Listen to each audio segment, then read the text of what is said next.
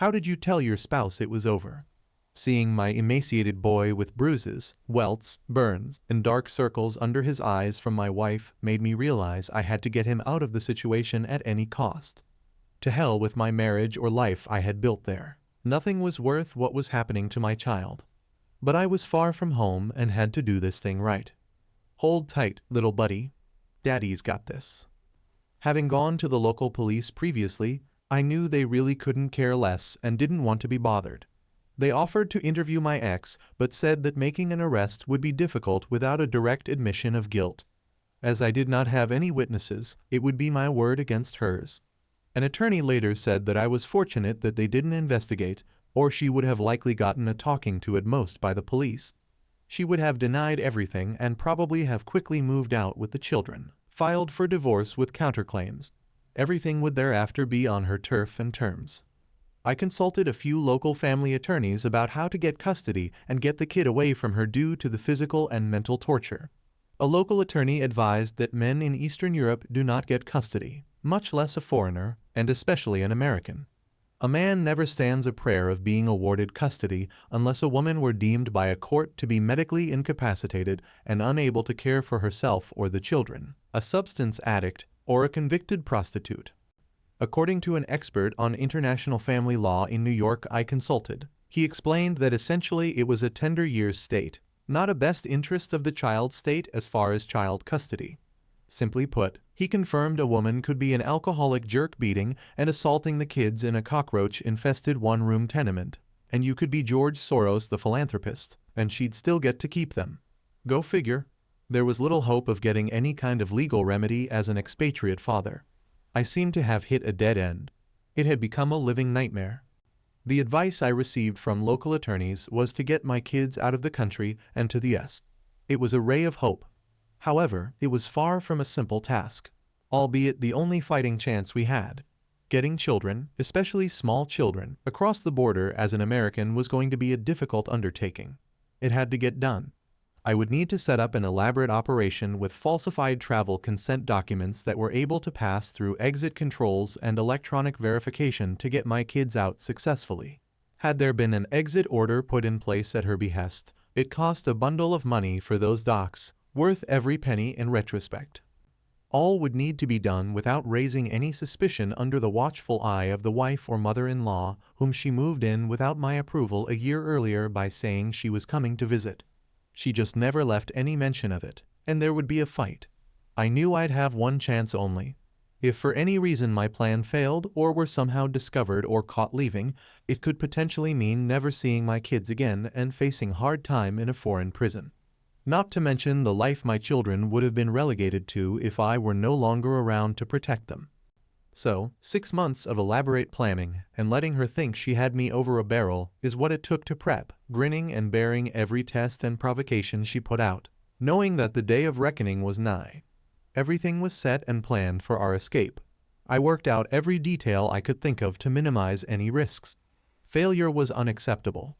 The stakes were too high, and there wouldn't be a second opportunity. Anything less than complete success would be devastating. However, there is no such thing as a fail-safe plan. There is always something that can go wrong. You can only reduce but never completely eliminate risk. Then, just 2 months before we were supposed to leave, she upped the ante. Not knowing about my plans, she threatened to take the kids and leave unless I sold my house in the States, which was exclusively mine, and bought a mutual residence. It doesn't take a financial guru to see the writing on the wall as far as what her business plan was. The intentions were crystal clear.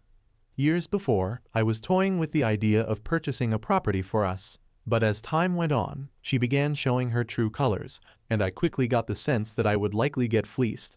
Not happening. Simple solution. I continued renting so as to ensure the most she could get was the last month's rent, and some trinkets should things really go south, but no assets. Well, Mama-in-law started in earnest on the coaching, so I had to play it cool and drag things out long enough to catch that one last flight with my boys. I knew that the risk was still too high that she might leave with the kids first, so I dangled the carrot, a big one, a real whopper. Pretending to acquiesce, I told her to go ahead and find a good realtor as long as she promised to let up being so harsh on the kid. I believed would get the kid a little slack since she'd be on her best behavior until she got what she was after. I told her once we co-owned a property, I believed it would be better for our relationship. Hook, line, and sinker. She and mother-in-law were so happy they swallowed it. Rather, they thought I did, knowing that once I bought the house, they would then be able to get me out of the picture. As we had been married long enough, she would likely get the majority of the interest in the property based on the local laws favoring women, especially with there being small children in the household. What they didn't understand or appreciate was the fact that they weren't dealing with a wide-eyed, whipped American that was on his back exposing a soft white underbelly. Rather, some good old-fashioned smoke and mirrors before the ball dropped was what was really going down. D-Day was approaching. I told them 2 months in advance I was taking the boys out of the city on a retreat to a friend's country estate for a couple of days during the spring holidays. Boys-only trip. I already had our tickets purchased to Miami 2 months in advance. The paperwork was in order, and we were ready to bug out. Showtime. The morning we were leaving, I had to get the passports out of the safe in our bedroom and walk in the closet without her waking up, along with changing the combination in case she tried to open it before we left the house. We were running late to the airport as I couldn't exactly push too hard to hurry in the AM. She had woken up late, and I certainly wasn't about to behave as if we had a plane to catch. I didn't want to risk raising any suspicion or precipitate an argument or tantrum, which could botch the whole thing.